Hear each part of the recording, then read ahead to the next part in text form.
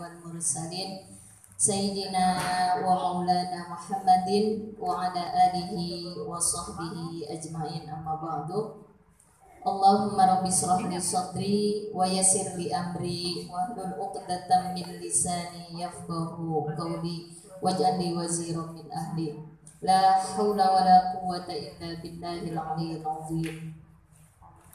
Ibu Majlis Ta'lim Al-Bala yang saya sayangi, yang saya cintai dan insya Allah muliakan, para asatizah yang semoga Allah berikan keistiqomahannya, serta selamat datang ahlan wa sahlan wa marhaban dengan senang hati kepada ibu yang baru.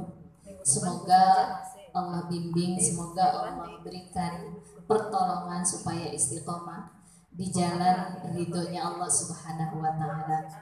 Ada Ibu Ana, ada Ibu siapa sih belum kenal? Faiz. Ada murid lama. Ibu kita ya. Beliau kemarin kurang sehat, Bu Deden. Kita harus selalu berpikiran yang positive thinking gitu ya. Ya ini ya kemarin kurang sehat, sekarang Allah tolong, Allah tolong kembali datang ke sini. Alhamdulillah sudah sehat kembali.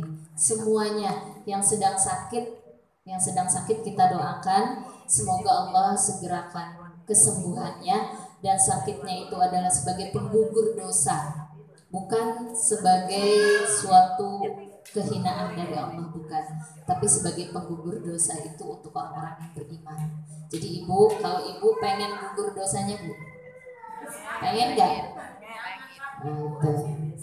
Artinya apa? Jangan sedih ketika kita dikasih sakit sama Allah gitu bu. Aduh dosanya kan banyak. Emang di sini saya mau tanya, ibu ada nggak yang nggak punya dosa? Angkat tangan. Kalau ada, gantiin saya di sini. Nah, jadi banyak sahabat-sahabat kita sedang dikasih ujian oleh Allah. Sebetulnya itu bagian dari kasih sayang Allah, ingin menggugurkan dosa mereka, ingin mengangkat derajat mereka. Jadi kalau ada orang sakit tuh banyak minta doa sama mereka. Ini kebalik ya, biasanya kita yang doain. Yang harus lebih butuh itu kita, karena dosa mereka mungkin bersih tuh. Nah itu. Jadi kita sekali lagi berdoakan kepada sahabat kita yang tidak bisa hadir pada saat ini karena terhalang oleh Allah, ingin mengangkat derajat mereka, ingin membersihkan kesalahan hilaf dosa mereka. Semoga Allah kembalikan ke komunitas kita ya. Kemudian karena begitu banyak Allah memberikan karunia, ibu datang ke sini dihindari oleh Allah, dihindarkan dari musibah terbesar. Musibah terbesar adalah kebodohan. Musibah terbesar dalam hidup kita adalah kebodohan. Ibu mungkin ada yang sedang mencari penghasilan harian. Ibu mungkin sedang mengarahkan putra-putrinya. Ibu sedang mencari sesuatu yang berharga di dunia ini. Tapi ketika ibu datang ke pengajian, itu lebih berharga daripada dunia dan beserta isinya. Apa kata Rasulullah? Kalau kalian melewati taman-taman surga, maka berhentilah sejenak di situ, kata Allah. Sahabat bertanya, ya Rasulullah, apa itu taman surga? Yaitu majelis-majelis ilmu. Jadi ibu yang sedang datang di sini, duduk di sini, saya pun di sini, kita sedang duduk di taman surga. Mudah-mudahan ini nanti akan jadi syafaat kita ketika kita tidak masuk ke dalam ranah dan surganya Allah, malah masuknya ranah neraka Allah. Kita bisa berhujah di hadapan Allah. Ya Allah, Engkau sudah berjanji dulu, kalau aku duduk di taman surga, maka aku akan dimasukkan ke dalam surga. Kata Allah, coba malaikat lihat layarnya, dilihat layarnya, jeng jeng jeng pada duduk di sini. Oh iya, angkat ya, kagak usah jadi masuk neraka. Begitu ya Bu ya. Alhamdulillah. Oleh karena itu mari kita banyak mengucapkan syukur alhamdulillah kepada Allah dengan ucapan alhamdulillahilladzi bi ni'matihi tatimmus shalihah. Kemudian salawat beserta salam mudah-mudahan tercurahkan kepada baginda kita habibana wa nabiyana Muhammad sallallahu alaihi wasallam. Ibu yang dirahmati oleh Allah Subhanahu wa taala, saya mendengar dari Bu Tati tadi tentang perjalanan kisah bagaimana seorang wanita melamar laki-laki. Kalau zaman sekarang kan laki-laki yang melamar perempuan ya. Tadi saya mendengar sedikit kisah sebaliknya perempuan melamar laki-laki. Di dalam sejarah itu harus ada pelajaran. Pelajarannya apa sih buat kita gitu ya? Tadi ya, pelajarannya Ibu tidak harus laki-laki, perempuan pun. Ibu ini punya tetangga sebelah. Tetangga sebelah itu soleh banget, mahasiswa ceritanya. Kita juga punya anak gadis nih. Ibu tuh jangan sungkan-sungkan, jangan malu-malu, deketin dia. Kalau sudah kelihatan akhlaknya bagus, pendidikannya sekufu dengan anak kita, terus anaknya juga soleh, rajin, cerdas dan sebagainya, Ibu jangan sampai dia diambil orang. Ini tuh sepertinya cocok buat anak saya gitu. Oh, Ibu baik-baikin. Tadinya dia jarang negor kita, tiap hari kita kasihin makanan, kasih apa yang kita punya. Nanti kan dia bilang, tetanggaku itu ibu kos baik banget. Terus ujung-ujungnya kita ada maunya. Nggak apa-apa. Siti Khadijah itu memberikan mandat kepada Maisarah. Maisarah itu bukan perempuan Bu, laki-laki, cuma namanya Maisarah. Itu ada maunya. Jadi boleh dalam hal kebaikan kita ada maunya. Boleh. Kenapa? Satu jalan yang menuju Allah dengan bentuk apapun selama itu dibolehkan, itu boleh. Sekarang kita balik. Bagaimana kalau anak kita laki-laki, anak orang perempuan gitu ya. Caranya juga begitu Bu. Jadi Khadijah itu kan orang yang terpandang, Khadijah orang yang pintar, Khadijah orang yang cerdas. Orang yang cerdas, terpandang, pintar, cerdas, itu tidak sembarangan. Nah kita pun kalau punya anak jangan sembarangan Bu. Cari dulu bagaimana track record, bagaimana dia gitu, kerjaannya, kemudian pendidikannya, keluarganya, orang tuanya. Jangan sampai begini Bu, baru datang gara-gara dia bawa mobil Avanza, udah terima aja gitu. Nggak dilihat keluarganya, ternyata Grab. Nggak dilihat dulu itu anak siapa, orang tuanya bagaimana, terus bagaimana dia kuliahnya di mana, sekolahnya di mana, pernah pesantren enggak, kalau nggak pernah pesantren bisa baca Quran enggak. Itu semua harus ditahu kita. Mah, kata anaknya, bagaimana cara taunya? Suruh dia datang jam 11. Tahu jam 11 Bu? Jam 11 siang. Kemudian jangan dulu disuruh pulang sebelum zuhur. Kakakmu suruh ikut sholat sama dia jadi imam. Itu siang, kan gak ketahuan dia bisa baca enggak. Malam, sebelum Isya kamu harus datang ke rumah saya. Nah pas Isya kan Allahu Akbar, dia saya mau sholat Isya dulu. Jadiin dia imam. Buat kakaknya, bukan buat dia. Gak boleh, di sini imam nih perempuan. Kan katanya ada istilah pacaran, ta'aruf katanya. Di depan calon suaminya, di belakang, bukan calon, belum jadi calon ya, pacar, di belakang ceweknya. Kan kalau dalam hal ibadah boleh gak boleh Bu? Mereka berdua jadi imam. Yang ketiganya setan makmumnya. Bagaimana Bu? Kalaupun jadi makmumnya setan, tetap rusak sholatnya. Si cowoknya itu nggak konsen Bu sholatnya. Si ceweknya juga nggak konsen, nggak ada pemusuhan. Kalau berdua-duaan aja, kecuali ada kakaknya, ada ibunya, ada bapaknya, nah itu nggak masalah. Ini suka disalahpahami nih. Lagi pacaran, jamaah dia berdua. Ketiganya setan, nggak diridhoi sama Allah. Nah itu. Jadi bagaimana tahu? Nah itu, oh dia bisa jadi imam, bacaannya kelihatan gitu ya. Nah itu track record calon mantu kita itu harus dicontoh seperti Khadijah sama Maisarah. Khadijah ketika minta tolong kepada Maisarah melihat track recordnya bagaimana Rasulullah, akhlaknya, bagaimana kecerdasannya, bagaimana kehebatan dan sebagainya. Ternyata the best kan, kemudian baru diambil. Jadi Siti Khadijah itu melihat harta nggak Bu? Kagak sama sekali. Yang dilihat sifat. Kenapa Rasulullah nggak punya waktu itu? Kita suka kebalik ya Bu ya. Yang penting apa? Ada gelarnya, katanya begitu.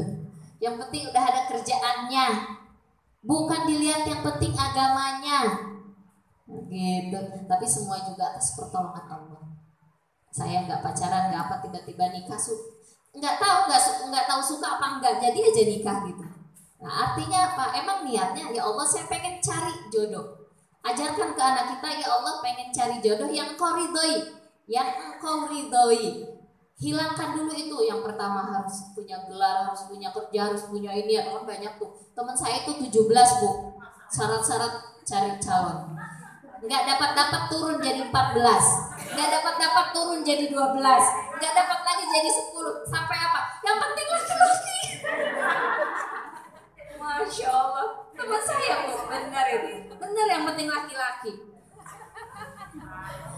Aduh, Masya Allah, enggak, itu kan bercanda, tapi kenyataan. Sudah ya, itu pelajarannya. Jadi Bu, Bu Tati untuk kedepannya coba cari, ketika menceritakan sejarah, hikmahnya yang lebih dalam itu apa gitu. Nanti kenapa ya Rasulullah disusukan dari kecil? Oh Ibu, kalau mau punya nasab baik, punya kedudukan baik, kemudian punya lingkungan yang baik, maka ajarkan anak bagaimana dia supaya bersikap tutur kata. Rasulullah kenapa disusukan ke kampung? Supaya tutur katanya bagus, supaya tutur katanya indah, bukan supaya cerdas, bukan. Ketika seseorang tutur katanya indah, maka dia akan diangkat di masyarakat sebagai orang yang terpandang. Ibu bayangin, kayak apapun kalau ngomongnya nggak nyenakin, malah kasar lagi, kan nggak dipandang oleh masyarakat. Tapi kalaupun ekonominya pas-pasan, kalau dia memiliki karakter, tutur katanya baik, tutur katanya sopan, pasti masyarakat akan menghargai dia. Maka kenapa pada zaman Rasulullah anak-anak disusukan ke kampung? Karena di kampung pergaulannya masih bersih, terhindar dari tutur kata yang buruk, lingkungan yang buruk, dan sebagainya. Gitu. Jadi kalau ingin rumah tangga kita diangkat derajatnya oleh Allah, siapkan, jangan suka berkata-kata yang kasar, yang sembarangan, jeblas-jeblos gitu ya. Atau apa tuh namanya? Ceplas-ceplos. Kan suka ada istilah orang, dia mah suka ceplas-ceplos. Suka nggak Bu sama orang yang ceplas-ceplos? Nggak suka. Kalau yang sopan, kata-katanya teratur, rapi. Tata'allamu sumta kama tata'allamul kalam, kata para ulama. Belajarlah kalian bagaimana caranya diam, sebagaimana engkau belajar bagaimana caranya berbicara. Jadi cara berbicara pun harus diatur, harus ada tata keramanya kalau ingin dihargai atau kalau ingin jadi orang terpandang. Ibu gak usah khawatir, saya kan gak punya harta, saya gak punya jabatan, itu nomor sekian Bu, tenang aja. Tapi kalau ibu bisa mampu mengatur kata-kata, kapan berbicara, kapan diam, kapan berkata-kata yang halus, yang indah, oh itu nomor 1, the best Bu. Kenapa? Orang berbicara itu menunjukkan keilmuannya, orang diam menunjukkan keilmuannya. Itu Bu, hebat itu para ulama itu ngambil definisi ya, bagaimana sih supaya kita nggak dicemooh sama orang, nggak diinjek-injek sama orang, bagaimana sih supaya dihargai di komunitas kita. Kok saya kayaknya minder, kan suka begitu kadang-kadang ya Bu ya. Coba bagaimana kita belajar bagaimana cara berbicara. Oh ini mantep Bu, ilmunya cara berbicara itu nggak sembarangan, yang penting tinggi, nggak begitu. Kapan ketika kita harus berbicara, kapan ketika kita diam. Ini ada ilmunya. Ilmunya di mana? Ketika kita belajar Riyadhus Shalihin, ketika kita belajar Wabilus Said, ini sedang kita pelajari sebetulnya bagaimana berbicara yang baik, bagaimana diam, kapan diam itu. Kalau ibu sudah nyambung ilmunya, itu nanti akan ketemu Bu, akan ketemu ilmunya. Jadi nggak sembarangan lagi kalau udah ngaji ngomong juga, betul nggak Bu? Karena hatinya makin bersih. Kalau hati seseorang makin bersih, kan udah dikasih tahu ya. Keluar bersih juga ya Pak ya. Teko ya. Iya, seperti teko. Jadi dia akan ngasih sinyal. Itu tuh nggak baik loh. Bikin orang nggak senang. Nggak jadi, nggak bagus. Kan biasanya kita ngebentak anak aja, kurang ajar, bahasa binatang keluar semua. Kalau hati sudah bersih, nanti ada sinyal. Nggak usah ngucapin hal-hal yang buruk. Banyak istighfar saja kalau lagi marah. Nggak usah itu kebun binatang keluar semua, nggak usah. Nah itu, jadi akan ada sinyal-sinyal yang mendidik, mengarahkan kita. Itu kata-kata itu Bu, bukan hanya sekedar kata-kata, keluarnya dari dalam hati. Dari dalam hati yang seperti apa? Kata-kata yang baik keluar dari hati yang bersih, yang bercahaya.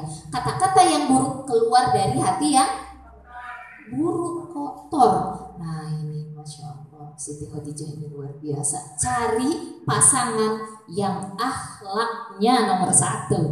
Nanti mah dunia akan ngikutin Bu. Kaya kita. Saya nggak punya apa-apa waktu nikah Bu, tapi sekarang Allah kasih. Luar biasa, tidak terhingga harganya.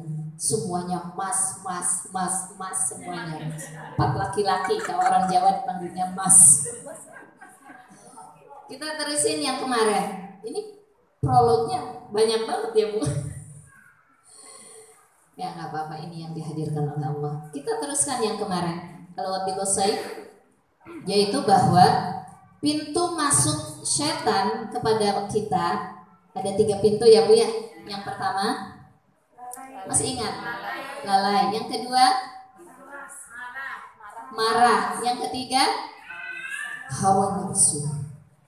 Ibu, yang pertama tergoda oleh iblis siapa? Makhluk Allah. Nabi Adam. Padahal kata para ulama ya Bu ya, Nabi Adam itu manusia yang paling tercerdas. Kok tahu bilang tercerdas? Kan ada ayatnya. Apa namanya? Hai Adam, qala ya Adamu ambihum bi asmaihim. Hai Adam, sebutkan nama-nama yang ada yang kamu ketahui. Dia tahu nama binatang, tahu nama pohon, tahu langit isinya apa, galaksi dan sebagainya. Malaikat bengong. Saya aja nggak tahu kata malaikat. Maka ketika seseorang itu memiliki pengetahuan lebih dari orang lain, itu akan unggul Bu. Ini pelajaran juga Bu. Akan unggul. Jadi kalau anak ibu nih, ini anak saya ini kayaknya bakal disepelein orang nih. Badannya nggak bagus, nggak cakep, nggak cantik. Bagaimana tuh supaya dia dihargai orang? Jadiin dia jadi anak yang pintar. Akan dihargai Bu.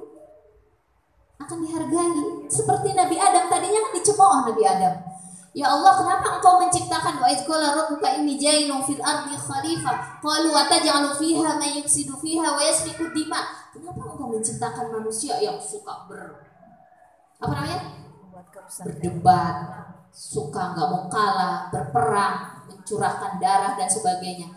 Kan itu artinya penghinaan buat manusia, tidak dipercaya manusia itu. Kata Allah, coba lihat aja, hai Adam, qala ambihum bi asma'ihim. Falamma amba'ahum bi asma'ihim, qala alam aqul lakum inni a'lamu ma la ta'lamun. Ma la tubduna. Kata Allah, hai Adam, sebutkan pengetahuan, artinya pengetahuan ilmu gitu ya, yang engkau tahu. Ketika disebutkan itu semua, iblis pun mengakui, oh Nabi Adam tuh ternyata pintar. Malaikat apalagi lebih mengakui lagi. Masya Allah. Artinya apa? Ketika seseorang dihinakan, tidak dihargai, kalau dia punya pengetahuan, maka akan diangkat oleh Allah. Ada seorang ulama Bu, dia itu badannya kecil, kemudian ada cacat. Ibunya berpikir, bagaimana supaya anak saya dihargai? Oh, langsung dididik dari kecil dengan sungguh-sungguh, dimasukin pesantren, di rumah dididik benar-benar maksimal. Ketika besar dia jadi ulama, tidak ada yang menghinakan dia. Kata ibunya, karena saya mengikuti Al-Quran. Ibu mau anak-anaknya jadi orang hebat, orang terpandang. Didik anak kita. Emang capek Bu dari kecil disiplinin anak supaya bisa ngaji, supaya bisa berakhlak karimah, bertutur kata yang baik. Bagaimana caranya? Kitanya yang harus ngasih contoh. Contohkan. Nah seperti itu. Nah Ketika Nabi Adam dikatakan orang yang tercerdas pun bisa dikelabui oleh iblis. Kenapa? Kata Rasulullah, kullu bani Adam. Tuh, Rasulullah bilang, setiap anak Adam khata'un, mereka itu banyak berbuat kesalahan. Wa khairu khata'ina tawabina, tapi mereka yang paling mulia di sisi Allah bukan orang yang tidak pernah bersalah. Dia bersalah, tobat. Dia bersalah, tobat lagi. Dia bersalah, tobat lagi. Ini yang dimuliakan oleh Allah. Kata Rasulullah. Maka Nabi Adam pun diampuni oleh Allah kan? Kenapa? Karena pertaubatannya. Rabbana zolamna anfusana wa illam taghfir lana wa tarhamna lanakunanna minal khasirin. Ini taubatnya Nabi Adam. Jadi apa? Kesimpulannya, secerdas apapun kita, jangan suka sok-sokan. Saya nggak bakalan digoda digoda iblis. Kita punya anak mahasiswa yang dia hati-hati ya pergaulan. Tenang mah, saya kan nggak pernah ninggalin sholat. Tenang mah, saya kan udah pesantren. Kamu ini bertumpu pada kemampuan kamu. Nabi Adam lebih hebat dari kamu, lebih cerdas, lebih pintar, lebih tawadu, lebih nurut sama Allah. Kena gue sama godaan iblis. Apalagi kamu dengan sentil sama iblis. Jadi artinya apa? Kamu tuh kalau mau keluar, kalau mau ngumpul-ngumpul, minta tolong sama Allah, berdoa, gitu artinya. Karena kita ini lemah tuh dibanding dengan setan. Tapi setan akan lebih lemah lagi ketika kita bertawakal kepada Allah. Kita mohon pertolongan Allah. Setan akan lebih lemah lagi. Saya duduk di sini, ini setannya banyak bu. Oh kamu paling ini, oh kamu paling itu, oh kamu tuh billahi minasyaitonirrajim. Saya nggak bisa apa-apa, ini hanya dititipkan oleh Allah kepada saya. Kita teruskan. Itu yang kemarin ya bu ya. Dari letak mana setan itu akan menggoda kita? Dari letak kelalaian. Lalai kita bu, tiba-tiba kalau malam-malam itu kalau mau bangun, aduh ngantuk banget ya, ntar lah 5 menit lagi, selimutnya ditarik, ditarik atau disingkapin, dikira mau bangun bu, mau benerin selimut, sebentar deh 10 menit lagi. Kalau udah 10 menit lagi itu bablas bu. Pengalaman saya, bukan pengalaman ibu-ibu, tapi nggak tahu ya juga kali ya. Itu kalau udah sebentar lagi, artinya kita, ini pengalaman saya, artinya kita bertumpu pada kemampuan kita. Jarang ada yang sukses, pasti kesiangan. Tadinya kita mau bangun 3:30, ini bangun jam 3. Sebentar deh, sebentar lagi 2:30, tapi nggak mohon sama Allah, pasti kebablasan jadi jam 4 bangunnya. Benar bu. Kenapa? Kata setan, oh asik ini, benar-benar jadi makananku katanya. Kenapa dia nggak bertumpu kepada Allah? Coba begini, ya Allah masih ngantuk, tolong bangunin jam 3:30 atau 10 menit lagi ya Allah bangunin. Baca doa bu. A'udzubillahi minasyaitonirrajim, tidur lagi. Insya Allah dibangunin sama Allah. Tapi kalau kita bertumpu dengan kemampuan kita, lalai itu bu. Kenapa? Setan lebih pintar, apalagi lagi tidur. Kalau lagi tidur setelah doa kita bangun, nanti 5 menit lagi, 10 menit lagi, itu kan udah hilang doa yang tadi kan, karena kita sudah bangun. Artinya harus minta pertolongan Allah lagi. Ya Allah bangunin aku jam 3:03 atau 3:30 ya Allah. Ini masih jam 3 ngantuk capek gitu. Ngobrol sama Allah nanti dibangunin bu. Tapi kalau kita bergantung dengan diri kita, bablas itu sampai jam 4 atau 4:30. Semoga Allah mengajarkan saya dan ibu-ibu semua ya untuk selalu bergantung kepada Allah. Yang selanjutnya dari sahwah, mungkin tahajudnya rajin, bagus gitu bu, nggak lalai. Tapi saya itu kalau ke pasar nggak bisa lihat lapar mata. Udah punya daster di rumah 10, pengen beli lagi, beli daster lagi. Di rumah jilbab bertumpuk-tumpuk, kalau lihat jilbab nggak bisa nahan. Nah itu sahwah. Setan gampang, udah beli lagi, itu warnanya kan kamu belum ada warna kayak gitu. Iya juga ya, diikutin ke kata-kata setan. Ini syahwat, dari segi syahwat. Oh saya mah enggak. Kalau ke pasar kalau udah belanja itu aja udah, enggak keikutin syahwat. Tapi kalau udah disinggung sama suami sedikit aja langsung gampang marah. Nah ini kata setan, enak aja kamu mau diinjak-injak. Iya ya, udah gitu aku juga cari nafkah juga sama bareng-bareng. Seenaknya aja dia melototin saya, balik pelototin dia. Lebih keras lagi suara kita. Ini artinya setan sedang menguasai diri kita. Udah dibahas kemarin, ini saya ngulang aja Bu, biar agak ingat. Kan gitu cara Rasulullah mengajar itu, mengulang yang kemarin beberapa saat, baru meneruskan supaya nyambung. Jadi Ibu di sini kita pengajiannya seperti kajian. Jadi bukan satu kali digelontorkan selesai. Enggak, kita terus bersinambung. Nah itu seterusnya yaitu menurut Ibnu Qayyim al-Jauziyah ini di dalam kitab Al-Wabilus Shaib fi Amalis Shalih, ketika seseorang sudah digoda oleh setan, mungkin dia masuk ke lalainya, atau dia mungkin masuk ke syahwatnya, atau masuk ke sifat pemarahnya, sehingga membuat seseorang itu terjerumus dalam kesalahan. Ya Allah, sampai seandainya seandainya terjadi perzinahan, ada zina seseorang. Nah, zaman Rasulullah juga ada orang mukmin berzina. Kayaknya ini saya kotor banget deh. Apa yang dihembuskan oleh setan? Iya benar, kamu kotor banget, nggak bakalan diterima sama masyarakat. Kamu tuh bakal dicaci, dimaki, hidupmu tuh bakal hancur-hancuran. Udah kamu pindah aja, mending jadi wanita simpanan. Jadi setan tuh kalau udah masuk ke dalam satu ranah menjerumuskan kita, nggak berhenti sampai di situ.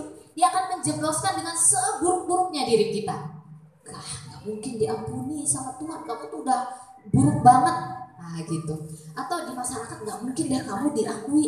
Udah kamu pindah, udah kamu jadi wanita simpanan aja, kan kamu udah kotor. Itu setan setan. Jadi kalau sudah kita dikuasai di salah satu pintu yang 3 ini, setan gak bakalan berhenti, akan menguasai selanjutnya supaya orang itu putus asa. Itu putus asa Bu, tidak optimis, hidupnya kayak gak ada kehidupan lagi. Jangan zina ya, jangan. Itu mungkin kita insya Allah di sini enggak. Contoh, kita sudah menjatuhkan nama saudara kita. Kata setan, kamu ini saudara satu-satunya dia, kenapa kamu jatuhkan dia? Udah kalau kamu ke rumahnya, gak usah ke rumahnya, malu. Itu setan satu, malu, dibikin kita malu, dibikin kita putus asa. Udah gak usah deketin dia lagi, kan kamu punya salah. Nanti saudara kamu itu akan melihat kamu akan menjelek-jelekan lagi, akan merusak, malah akan ngebalikin kejahatan kamu yang dulu. Kamu mau seperti itu? Ini setan Bu. Jadi apa? Kata Rasulullah, kalau kita mengikuti setan itu pengennya kita itu putus asa, pesimis, takut, malu ketika kita melakukan dosa. Itu setan Bu. Jadi gimana? Ikutin Allah. Kata Allah bagaimana? Kata Rasulullah, yu'jibunil fa'lu. Aku bangga dengan umatku yang optimis. Saya kemarin sudah melakukan kesalahan terhadap saudara saya atau kepada suami kita. Ada ceritanya Bu, seorang istri chatting-chattingan sama pacar lamanya, CLBK. Kemudian setelah sekian lama dia baru sadar, ya Allah, saya ini sudah berbuat dosa besar. CLBK tapi lewat WA. Gitu. Suaminya nggak tahu apa yang dihembuskan setan sama si perempuan ini. Kamu tuh dosanya besar, gini. Udah nggak usah dikasih tahu suami kamu. Kemudian ini aja, kamu itu kalau mau jangan pakai WA. Udah tanggung sekalian, ketemuan aja. Kan kalau lewat WA nanti ketahuan suami kamu. Jadi kamu nanti kalau suamimu kerja, ketemuan. Dan kalau udah ketemuan kan bukannya tambah selesai masalahnya Bu, malah tambah jadi. Itu setan Bu. Jadi setan kalau udah mojokin itu dia nggak selesai. Bagaimana supaya dia jatuh sejatuh-jatuhnya? Diambil apa? Dibisikan apa? Optimisnya diangkat oleh setan. Bahwa Allah itu maha pengampun diangkat oleh setan. Bahwa Allah itu maha pemurah ditutupin oleh setan. Padahal kan kata Allah di dalam Quran surat Az-Zumar ayat 53. Qul ya ibadiyalladzina asrafu anfusihim. Katakanlah wahai hambaku yang melampaui batas. Kemarin dia berbuat dosa, berbuat salah, durhaka sama suami, durhaka sama orang tua. Asrafu itu tubuh melampaui batas. Ala anfusihim, kepada diri kamu. Dulu kita pernah jahat sama anak kita. Apa yang kata Allah? La taqnatu mir rahmatillah. Jangan kalian putus asa dari rahmat Allah. Jadi sebesar apapun dosa kamu sama suami kamu, sama orang tua kamu, sama anak kamu, sama tetangga kamu, jangan pesimis. Minta ampun saja sama Allah. Kembali kepada Allah. Jangan diikuti tuh was-wasannya setan. Alladzi yuwaswisu fi sudurin nas, yang suka menghembus-hembuskan was-wasah di dalam dada kamu. Ya Allah, saya itu punya dosa nih sama anak saya. Ya biarin, itu kan anak kamu, gak apa-apa. Itu setan, Bu. Gak apa-apa, itu kan anak kamu. Padahal kata Allah, sekecil apapun yang kita lakukan kepada anak kita akan diminta pertanggungjawaban oleh Allah di kemudian hari. Terus bagaimana ya Allah kalau setan bilang, gak apa-apa, itu kan anak kamu. Kalau dia berbuat salah lagi, pukul lagi aja. Kalau dia berbuat salah lagi, hukum aja kayak kemarin. Tapi Allah gak begitu ngajaknya, Bu. Kalau kalian berdosa, mohon ampun kepada Allah. Bertaubat, rahmat Allah luas.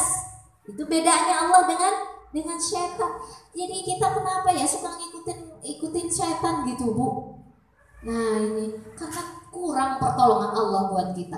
Kata Allah, hai orang yang melampaui batas tadi, la taqnatu, jangan putus asa dari rahmat Allah. Ya Allah, dosaku besar banget. Kata Allah, rahmatku lebih besar lagi. Ya Allah, hilapku banyak banget. Kata Allah apa? Pengampunanku lebih banyak lagi.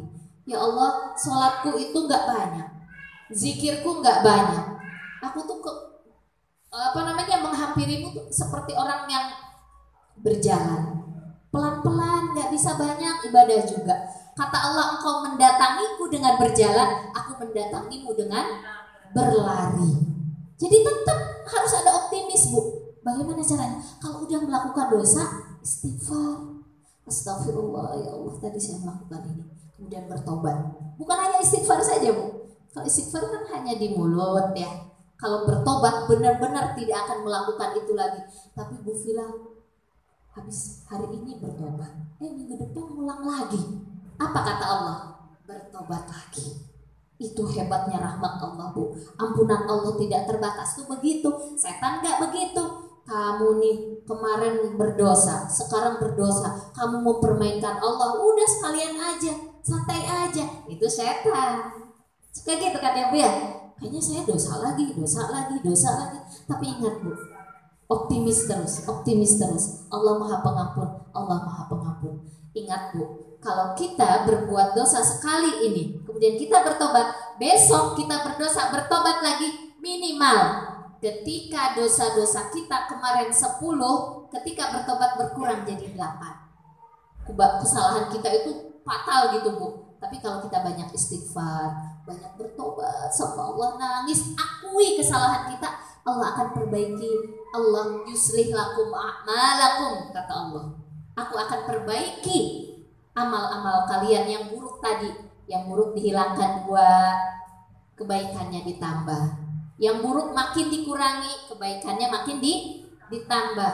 Emang dosanya nggak bakalan selesai sampai kita mati, Bu. Kita itu bakal berdosa terus. Emang udah begitu. Itu statement Nabi Muhammad SAW kepada kita. Saya di sini ini bukan orang yang bersih, pendosa, Bu. Tapi saya optimis kepada Allah. Semakin kita tahu kesalahan kita, semakin kita akui di hadapan Allah, semakin kita banyak istighfar kepada Allah, banyak bertobat kepada Allah, Allah akan memperbaiki lebih banyak lagi. Diperbaiki terus. Kan hidup itu begitu, Bu. Bukan suruh jadi orang suci, enggak. Memperjuangkan diri supaya menjadi lebih baik lagi. Tapi setan sebaliknya. Apa kata Allah? Innallaha yaghfiru dzunuba jami'a. Kata Allah, aku akan ampuni sebesar apapun dosa kalian itu semua. Innahu huwal ghafurur rahim. Allah Maha Pengampun dan Maha Penyayang. Udah diampuni, disayang, Bu.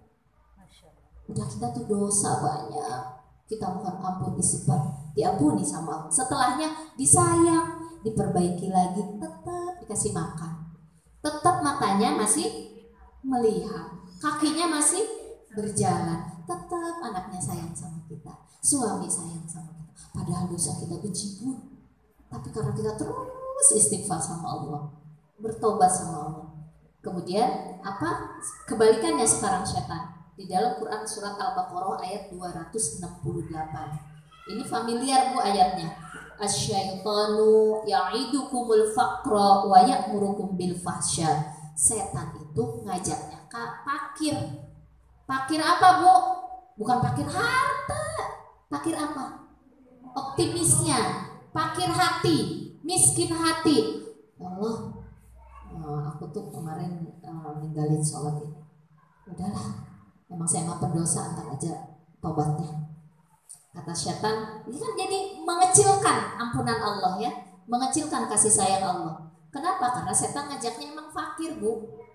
Bukan ngajak yang Allah itu baik, Allah itu maha pemurah, Allah itu enggak.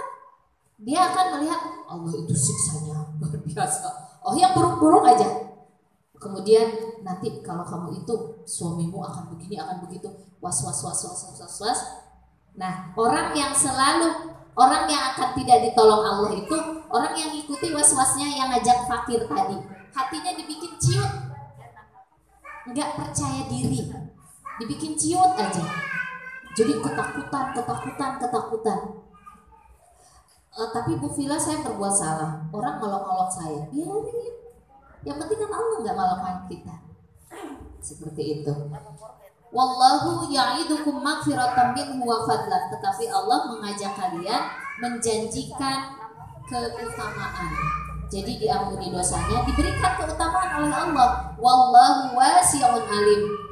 Allah itu maha luas dan maha mengetahui. Jadi kalau kita mohon ampun kepada Allah, Bu, setelah kita diampuni dosanya, Allah akan memberikan karunia yang besar. Jadi jangan sampai ketika kita punya kesalahan yang lalu, saya kayaknya nggak bakalan jadi orang yang disukai di keluarga saya. Kenapa? Dosa saya banyak dulu sama saudara saya. Itu setan. Kata Allah, wallahu ya'idukum maghfiratan minhu wa fadla. Kalau kalian mau jujur ya, Bu ya, dan kita mau istighfar, mau mohon ampun kesalahan kita sama suami, mungkin kita pernah nyatut duit suami, ketahuan ambil 1 juta 2 juta apalah segala macam gitu. Kata Allah, kalau kalian bertobat, Allah akan kasih karunia. Jadi kata setan, suamimu tuh gak bakalan percaya lagi sama kamu, suamimu tuh gak bakalan lagi sayang sama kamu. Itu setan, Bu. Kata Allah, kagak, aku yang akan menutup hatinya supaya hatinya yang benci menjadi cinta. Kalau kamu mau berdoa kepada Allah, mau minta ampun kepada Allah. Orang tua kita yang sudah kita sakiti, jangan-jangan saya hanya anaknya yang dibenci sama orang tua saya. Kata Allah, itu kata setan. Kata Allah, kagak, kamu bakal disayang lagi sama orang tua kamu. Kenapa? Kalau kamu mau kembali kepada aku, kata Allah. Karena yang memiliki hati ibumu, bapakmu adalah aku, kata Allah begitu. Hati orang mukmin itu diantara jari 2 jemari Allah. Allah gampang balikin. Yang penting kitanya ke Allah bagaimana, begitu. Jangan dijauhi Allah. Ini bagaimana baik sama orang tua, baik sama saudara, tapi nggak dekat sama Allah, jungkir balik tuh, Bu. Tetap aja ada perasaan sakit hati di saudara kita sama kita. Kenapa? Allah nggak membalikkan hatinya yang sakit hati tadi. Tapi kalau kita kepada Allah lebih intens, lebih dekat, lebih maksimal daripada kita ke makhluk, maka Allah lah yang akan mengubah segalanya.